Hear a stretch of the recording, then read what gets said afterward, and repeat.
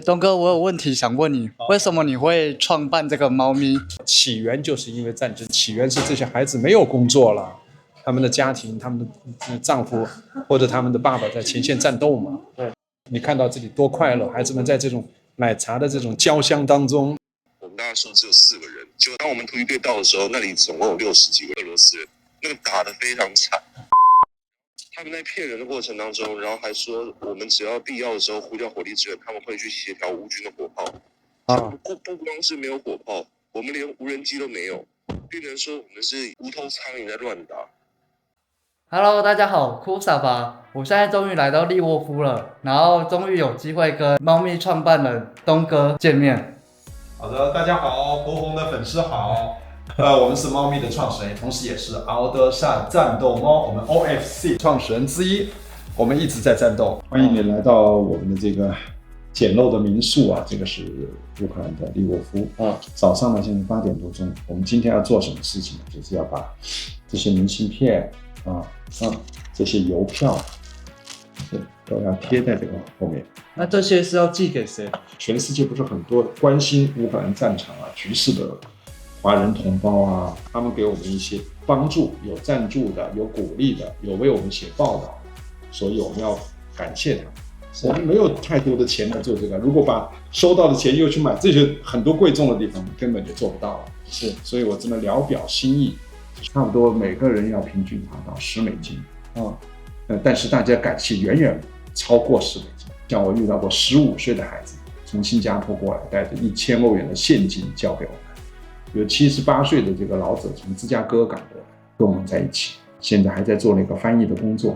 还有你前几天见到的 Tom， 都是非常非常棒的。昨天还出现了一个有趣的事情，就是这个邮票啊，你像中国人习惯了，我们小时候就是什么，如果没有水，因为打湿了以后就撕不开了嘛。对。所以我必须一张张搞开了以后，然后再用舌头去舔，然后一张张往上粘。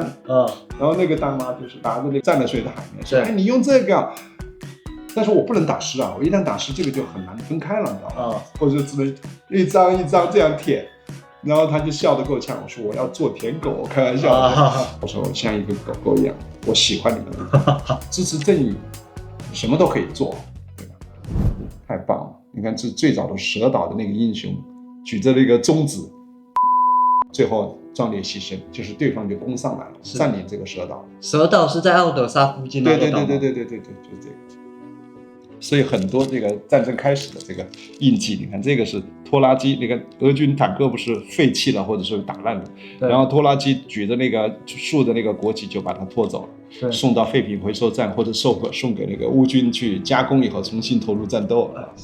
这样一条巧克力棒是给这个前线作战的孩子乌克兰的军人或者华人志愿军，让他们出征的时候可以带个2-3条放在那个口袋里，但是能够补充热量。后援不到的时候可以补充热量，是非常关键的。并且昨天我印象最深的就是坐出租车，有个叫安德烈的兄弟，我说我从德国来那我出生在中国，他就画还有很多问号，说你为什么来帮助我？我们没有，我说没有原因，只是出于一种人的本能，就帮助弱的这一边，正义的这一边。所以他后来说了让我特别感动的话，就是太尊敬你们这些从国外来帮助我们的，看我们自己国家的人都跑掉了，是不叫贪生怕死，就是出于本能嘛，就走掉了。那就感谢我们呗。然后昨天你看我带着9个人去走，到了咖啡厅，到了餐厅，很精美的4星级酒店，是吃完早餐1分钱不收我，就是我们说要付钱，就是你多次住在我们这里现在你没那么多钱，我们也理解，但是不能收我的钱。我说下次一定要给，他说下次再说。所以我觉得旗帜鲜明非常重要，就是你内心支持一个国家，或者说支持一种行为，哪怕是一种理想的乌托邦的，你觉得正确，你就大胆去做，是吧？其他没什么，就像你一样的，我很佩服，就是至少你可以去，或者说你敢去，或者说你不怕什么。并且我为你的后面的计划感觉到特别的，不叫担心就是佩服。希望你做好准备平平安安的，绕着这个你心中的线路一大圈，找到你人生的这种你自己想要的东西。又到东哥的奶茶店了，谢谢东哥。东哥，我有问题想问你，为什么你会创办这个猫咪？起源就是因为战争，起源是这些孩子没有工作了，他们的家庭、他们的丈夫或者他们的爸爸在前线战斗嘛。对，你看到这里多快乐，孩子们在这种奶茶的这种焦香当中，像那个小蜜蜂一样的嗡来嗡去的，你就觉得，哎呀，你很有满足感。这是一个缘由，就是希望支持他。那还有很多故事在里面，但是到现在，奶茶不仅仅是一种奶茶了，它是一种在战争状态下给乌克兰人好心情、好力量的这么一个东西。之前有稍微听过你开创这个奶茶店是为了帮助这些小孩，赚取的这些收入，有一部分钱也是回馈到这些乌克兰的士兵或者说居民身上。首先要跟大家讲，我们最早的奶茶是在敖德萨大店，你去过的，对，这是一个最小的，可以说。但是到现在为止，我们奶茶的收支仅仅在平衡，甚至略亏，有时候就说我们还没有从这里面拿很多钱来帮助军人的家属，但是现在帮助的是军人的孩子就业，大概有15到20个孩子得到了帮助，最直接的有工作。你可以把镜头转过，你可以看到这是我们小孩才17岁的索尼亚，那个是纳斯加稍微大一点，上面还有我们的粉丝，还有很多这样的小朋友喜欢来这里喝奶茶，他们特别的快乐。所以我们现在还没有赚钱。第二步，我们解决了就业人口，我们促进了当地的生产，并且我们这里成了一个教育的场所，孩子们在这里学中文、学英文，搞一些小型的 party， 这是最开心的事情。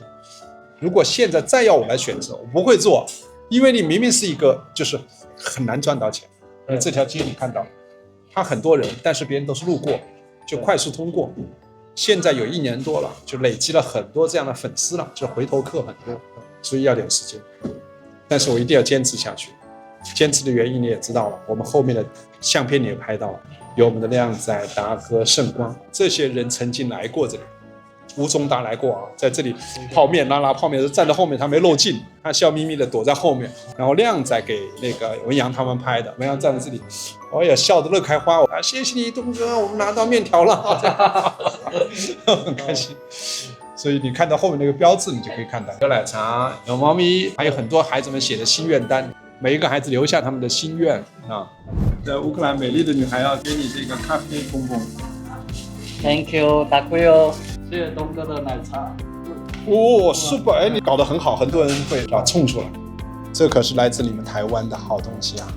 每一粒珍珠都是东哥开车送过来的。好，不是人多么会做，而是原料。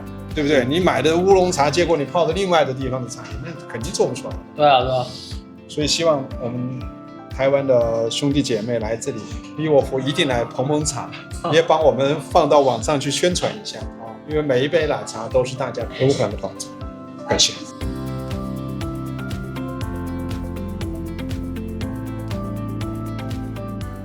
去那个我们的汽车修理厂，他们对烈士的尊重很关键。为什么呢？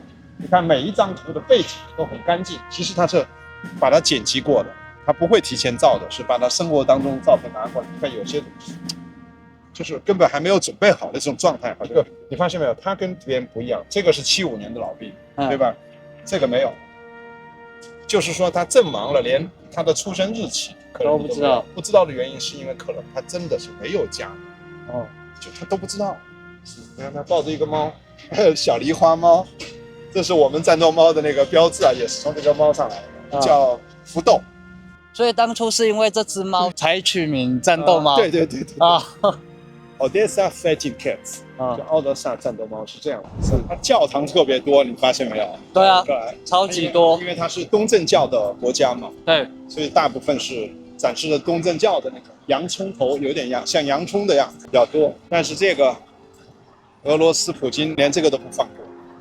在敖德萨的大教堂被炸了，那个还属于俄罗斯的大主教堂，炸掉了以后，意大利说我来帮你们，结果我碰到那个主教了，你说好像到现在没有收到他们的钱。那很尴尬。所以做公益的事情真的很困难，哪怕是一个国家一个人，你答应了你做不到，可能别人就开始说你。因为我们 OFC 我们这小小的战斗猫也只能做很小的事情，比如说捐一些力所能及的移动电源、食品、装备、非致命性的东西，可以帮到人。我不知道其他组织是什么运作啦，但是我看到你的运作方式是直接开车送到前线，没错，这我觉得蛮敬佩的。因为这个是什么呢？就是我不要通过那么多中介了，你知道他们都有运作的费用，对吧？你给他要扣20%，按照乌克兰的法律啊，他可以扣掉。当然他要用嘛，然后又扣掉，到真正的战士们手里可能就很少，对啊，甚至都得不到了。对，你看我送10台给你，然后还有我家亲戚需要一个，你可能首先考虑的是自己要不要，是啊，然后到战士们手里可能就是2台3台，就更少了。对，所以我就只能是辛苦。从一开始就是这样，我们不跟什么大的公益组织合作，我们可能跟教会去做一些饭吃，直接打起来给到难民的那个饭盒里面，我们只会这样做。是，但是我们从来不太相信这些公益的组织，就所谓的啊，当然有很多好的。对，街道上我们随处可以看到年轻、健康、美丽的孩子，同时也看到残障的军人很辛苦的上车。像你也是国军，我是解放军，然后甚至在讨论一场就是不关乎我们民族国家的事情，是我觉得应该尽我们所能，对啊，做一点。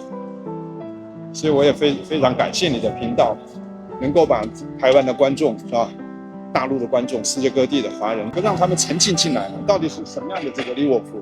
你看这个街上看起来很好，但你一拍那边很陈旧了，对，里面有可能是别有洞天。现在跟东哥来到修车厂，来取他的车，看看他车上有什么东西。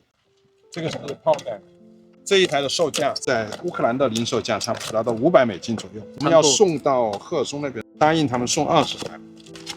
但是它不是军用版，军用版还必须防水哦啊。但是它的电源的插座，你看都已经是欧版了，并且配搭车充是啊，还有快速充电器。这个是我们的一位德国的女华商，以半价的形式奉献给我。那好在哪里？后面还有一个应急灯，按上以后它可以闪 SOS，这个是给那个小型战斗部队在那个坑道里面、堑壕里面可以随机使用。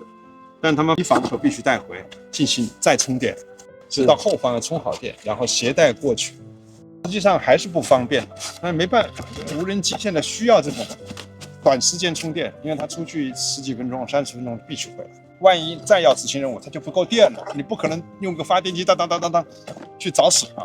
还有很多衣服在里面，有人捐赠的这个耐克鞋啊，这是给老百姓的，还有手套、衣服就很多，还没装满啊，我们会继续装。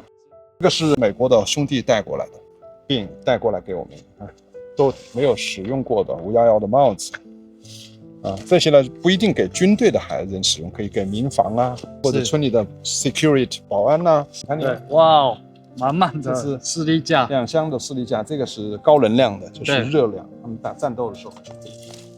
因为这个不便宜啊，这个是在德国采购的，5个3块2毛9欧元，就这一个，在乌克兰更贵，乌克兰属于进口或者它没有生产。但是现在我担心的是，在前线没有传来消息，就是这2天执行任务没有任何阅读的消息，就我的消息没有被阅读，所以这个原本是要给，对，我要计划送过去，但是他要确认了，因为有军事口令，有检查站很多的暗号。对，还有军人来接应我们才能进入战区，对吧？你知道的。然后这里还有一个你可能喜欢的，或者我们喜欢的中华民国的旗帜，这个是民国的战士们过来的时候带给我的。哇，满满的臂章。这只是一部分，因为我没时间去管它了。就是战士们在路上可以跟我交流。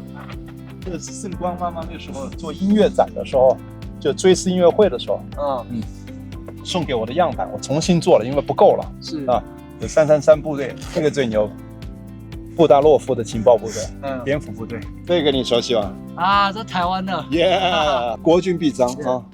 多亏东哥的介绍，我认识了在乌克兰当兵的台湾人潘文阳。虽然没能当面见上面，但我们还是透过电话聊了不少关于他在乌克兰服役的故事。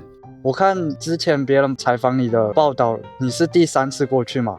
这一次是第3次，这是第3次，蛮佩服你的，就蛮厉害的。还好，我只是觉得就是军团有点糟糕，所以我想要继续打，但是一定要换比较好一点、战斗力比较强的部队。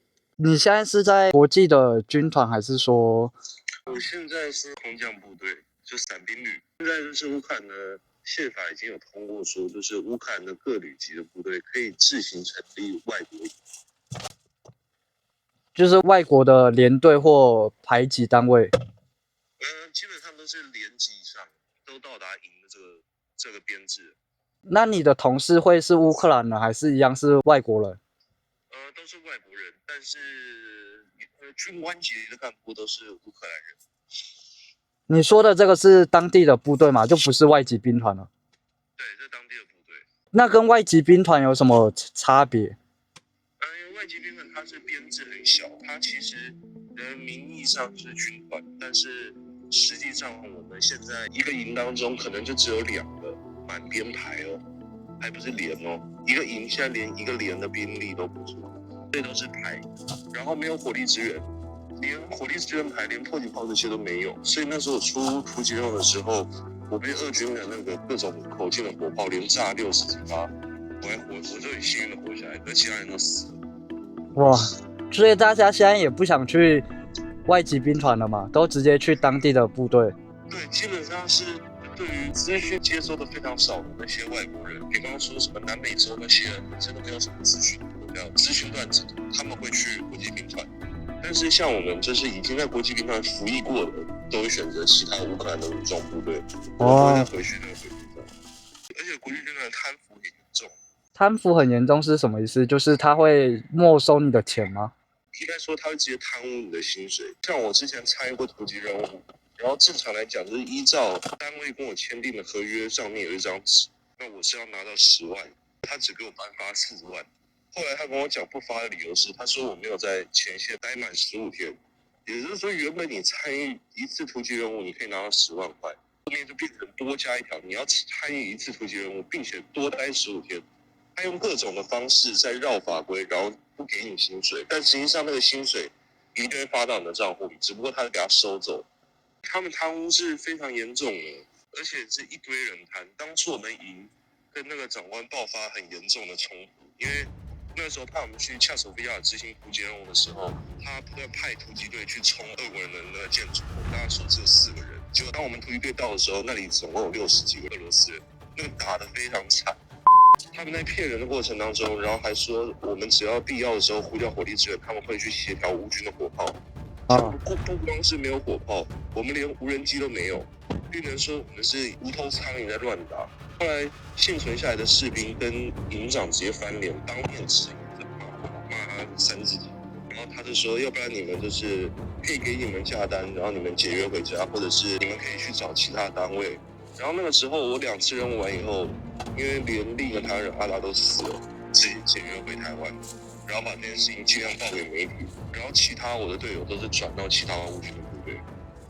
哇，那真的是蛮夸张的。那其他乌军单位没有这种贪污的状况吗？因为现在在乌克兰，士兵都可以去举报高层，所以你士兵只要去提出证据，那个军官要是贪污的话，会被判无期徒刑。哦，所以在乌克兰的军队里面，他们军官比较少贪污的情况，但是在国际兵团会蛮多的。对，国际兵团因为它的体系不属于国防部，所以国防部没有权利去管和干涉它。OK， 俄军他们其实都蛮怕，他们这边贪污现在是这个样子，一个贪不敢贪，一窝子贪才能贪。因为如果你没有让每个人都贪的话，你一被举报那就挫赛。所以他们在这边基本上要干这种事情，都是一帮人在干。像国际兵团就是一帮人在贪。我好奇问一下，你为什么会选择就是来乌克兰？我觉得对军人来讲，就是获得经验是很重要的一种。在乌克兰这边，他不会搞那么多很智障的事情。我记得有一次因为扳机的问题，就是子弹误击，差点打到人的头。但是我们在台湾去靶场，你要把枪当成那什么一样，好像他会不小心的随时把人射死。但是在这个地方，你子弹呢，然后还有弹夹，随便你拿，随便你装。所以这边当兵是有种过度自由的感觉，以至于说随时一个不小心都会出大事。但是我觉得这样比较像当兵。对啊，台湾那种你光打个靶、领弹，还有缴弹的那些程序，还有你一个弹壳不见就要全连去找那种状况，我是觉得蛮夸张的啦。有点离谱，而且是非常离谱。但最近我看影片是66旅，好像他们在射击的时候没有在捡弹壳。那应该是最近这几年才改变了。对啊，没必要啊。对啊那回收弹壳用一个呢，你在地上捡一点就好了，还在那边查那1颗2颗，那真的太扯了。对啊，我这边就先挂断了，然后到时候我们保持联络。好的。那东哥就先这样喽。好，你注意安全哦。没问题，没问题。我现在和东哥来吃早午餐，然后这一道罗宋汤还有炸肉，我觉得还蛮不错的。鲜红的，特别纯净的罗宋汤，还放了一点小茴香叶在这里。那瘦了就是他们的肥肉，我们湖南人吃的腊肉，腊肉上那层肥肉，还有洋葱蘸的那蒜蓉酱，加的奶酪蒜蓉酱，非常丰富。本来我们还想吃点什么，一看这个也差不多，中午简单一点。对。晚上呢，我们再请我的波红吃这个当地的斧头帮餐厅。哦，你很有口福。谢谢东哥。那我们开动。好，开动吧。我是基督徒啊，我也不做什么大的祈祷，我就说一句，就是战争已经进行3年多了，乌克兰人民真的非常困难，军队更不用说，他们虽然有很多问题，也有官僚，也有腐败。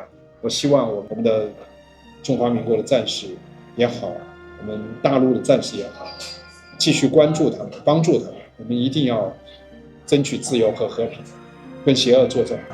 谢谢。上帝保佑。A few minutes later， 这是到你们台湾，我到花莲去过啊，到花莲去过，我跟曾胜光妈妈都碰过头的，哇，亲自到她家里去了。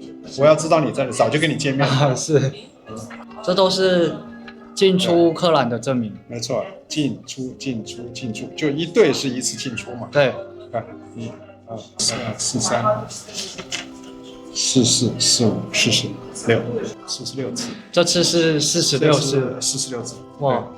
然后这里有个章很特别，就是拒签，就是拒绝我入境。为什么？是我得到了志愿者证书以后，因为我有一次在高速上行驶太快，被超速做了记录，然后我没有时间交那个300格里夫纳的罚款，拒绝我3年入境。太夸张了吧？但是后来因为他的老的系统，就是我讲的不是他现在的规定，是以前的规定。我跟他们解释，交完这个钱，然后他们就放行。但是已经半个月以后，我带着援助在那个边防住了1个星期以上，不让我进来。怎么说不让进？我说我是来帮助你们，不管，那就官僚的制度，这就是很官僚。300格里夫纳，你好歹让我进来交罚款吧。对啊，他就干脆不让你进来，我3年都不让进来，这是一个国际志愿者啊。对啊，所以说他很多系统是完全的。那时候已经拿到这个，已经拿到了，这个什么都有，什么都有，还有当地的白卡，就是还有他的正规的居留卡，对，就是1年的居留卡。后来我不要他那个居留卡，我说要你这个没用，我作为你的那个长期居民。就是我们讲的啊，我不知道能不能找到那张卡，我都不知道扔到旁边去，我都不想带他那个卡。看他那个角落的老爷爷，他卖的那个西红柿，你看到吗？他其实不是自己的，有些东西，注意看，我就特别关心这些角落上的普通的老百姓生活。你看旁边有些家里的蔬菜，还有花，其实就花已经明显不新鲜了。但是他作为父亲，他要养活这个家呀。是啊，他太太没有来，是因为肯定有事情，就是一般在家里耕种或者有不太好身体，一般这个状态。那孩子呢，也许去军队了，这就是乌克兰人生活真的很艰苦。这么一点东西加在一起，我估算一下，西红柿比较贵，或者草莓比较贵，其他东西那个自己家种的，你买一半他会全部送给你，经常这样的，我都买过。哦，比如说5欧元，他全部给你了，没有时间再销售。哦，我们买一点吃。我们买这个好吧？好 ，1 kilo， OK， no problem，I support to you 。200格里夫纳，我们支持他，我不管他装多少无所谓了。啊，他们的这个当地的老百姓也是支持他们。你看很多人来买他们东西，并不是因为他的东西多么的好，而是因为他需要帮助。一个大男人，你看他已经生活状态，我觉得不是特别好，就人的那个精神状态不修边幅。OK， 那个。Slava OK。刚刚我跟博宏去领取了乌拉拉给我们定做的纪念圣光，你看这是圣光第1位阵亡的兄弟啊，然后第2位是我们的吴宗达兄弟。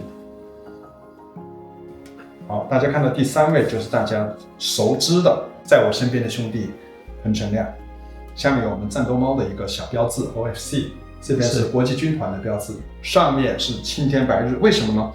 因为这是彭成亮 Farias 他亲口说的遗嘱，他要盖上乌克兰和中华民国的国旗，所以大家请理解。虽然他的护照是中华人民共和国，但是他的内心向往的是另外一个，那我就只能忠实的实现他的遗嘱吧。好，最后我把3位兄弟都把它放在一面旗上，这个旗我不会随便在某一个广场或者在一个角落去拉起来，而是在我们做一些特别的纪念活动，甚至军葬仪式的时候，我们会给他们的身上或者棺材上、棺木上要把这个旗盖上去，钉好。随着他们短暂但是非常伟大的一生，安息在这片自由的土地上。嗨，阿姨你好。你好。我住在花莲玉里。玉里的。对，玉里的。你特地来看书东。对。我们今天还准备了一个特殊的礼物，这是你的勇敢的孩子。这个旗是我们要做一些礼仪的活动。我不会随便放到那些广场被别人撕掉去，所以我这个是带在我的身边的，刚刚印刷好的，我跟博宏一起去拿的，质量非常好。我给你留着一副都留着这些。然后阿达和靓仔回不来了，我一直在写信追他们，他们从来不答复。然后我们给美国的乌克兰大使馆写了信，这边的也写了信，泽连斯基办公室都写了信，军团也写了信。以前军团还给我回1-2封信。现在回都不回了，就是他们很烂了，这个系统特别烂。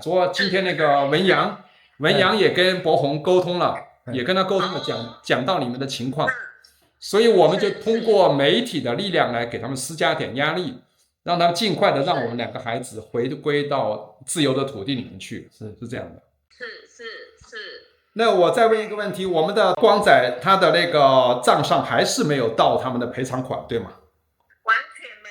完全没有，听到了吗？是但是我上次听您说好像有打过1次啊，有没有？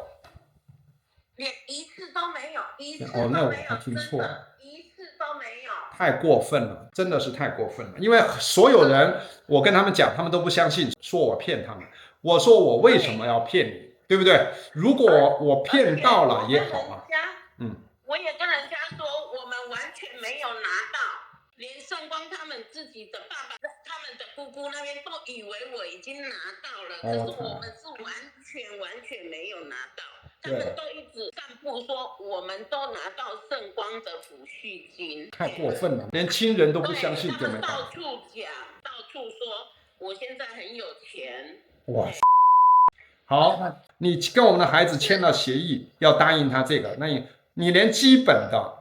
我们不是说要多少钱的问题，而是你要有心呐，对不对？你打1次2次，你说我们的国家有困难，以后再说都没问题。但是你没有任何答复是很难受的，对吧？